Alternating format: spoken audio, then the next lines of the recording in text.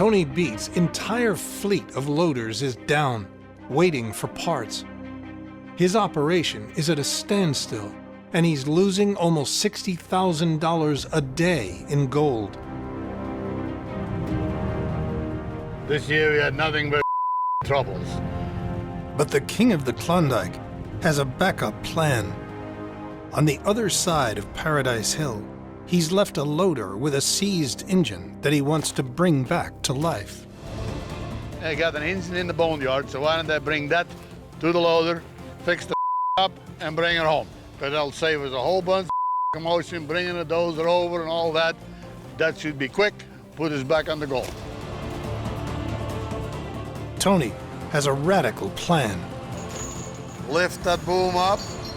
Instead of hauling the loader back to the mine, he harvests an engine from the boneyard. Let's keep it square.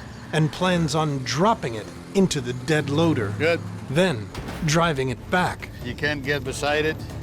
You're lucky to get behind that piece of equipment. It's kind of like stuck on top of a hill. We come with the side boom, we just drive up there, sit there, lift the engine out with it, and then we can drive it out. A side boom is designed to lay heavy pipes in rocky or uneven terrain. The perfect machine to swap out an engine where there's no room to move. Whoa, whoa, whoa, whoa. Oh, we're singing, buddy. You're golden. It went pretty slick. They're way ahead of schedule. I mean, that's always good. So basically all they gotta do is right now hook it up, hook up a couple of hoses, hook up the radiator, the fan, and they fire it up and take off. It's been 5 years since this engine was last turned over. Okay, fire in the hole, gentlemen.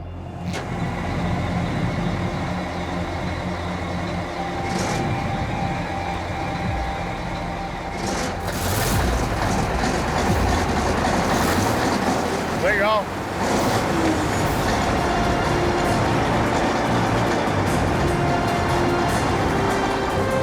The king of the Klondike is back in business.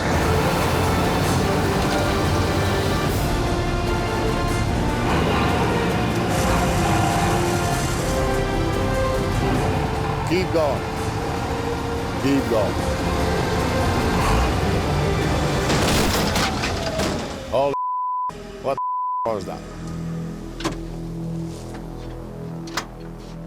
Hey, something is loading up the engine. And it only can be hydraulics and it can only be the transmission.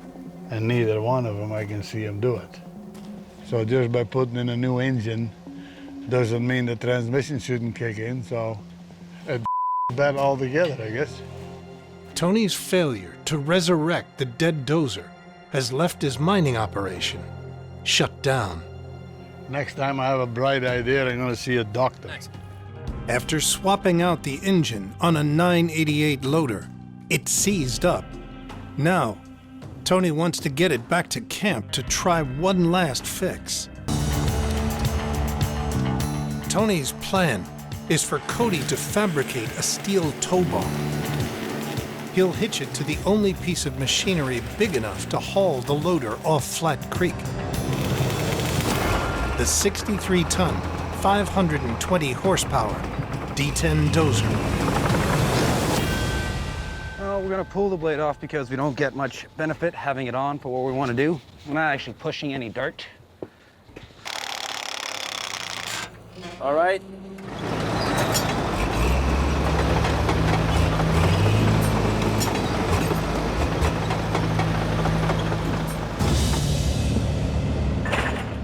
Well, we'll find out if Cody did a good job with that tow bar. They say all the other ones that had people build worked, so there's no reason why this one wouldn't. Tony brings in his son, heavy load specialist Mike Beets. Good. Mike, put your airbags up first. While Mike hauls the dozer around Paradise Hill, Tony fits the tow bar to the loader's bucket. Yeah, I'm all set, so I'm done.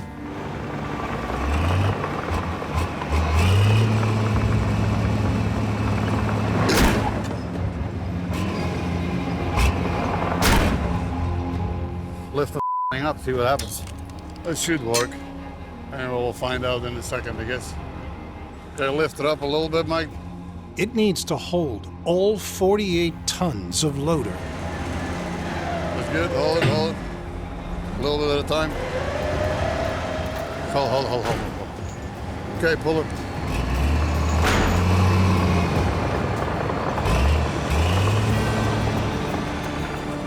Nice, slow and steady, Mike.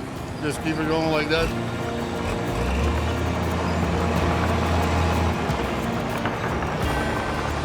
See, if you get a D10 in front of the thing, not many things are going to argue the point with it.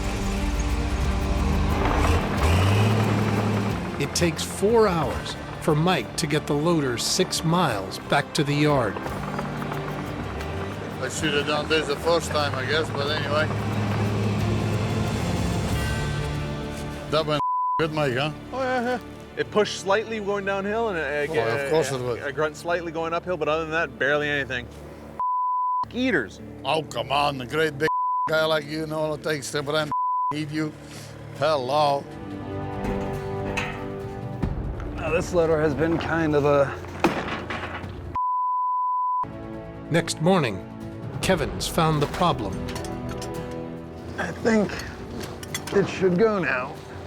What was happening is that a couple of the valves were a little stuck.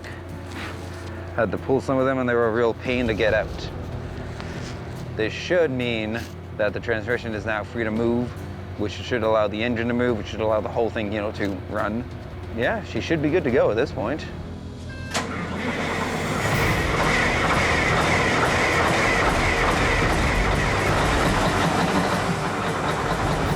After 4 days of downtime, the Beets crew has a working loader.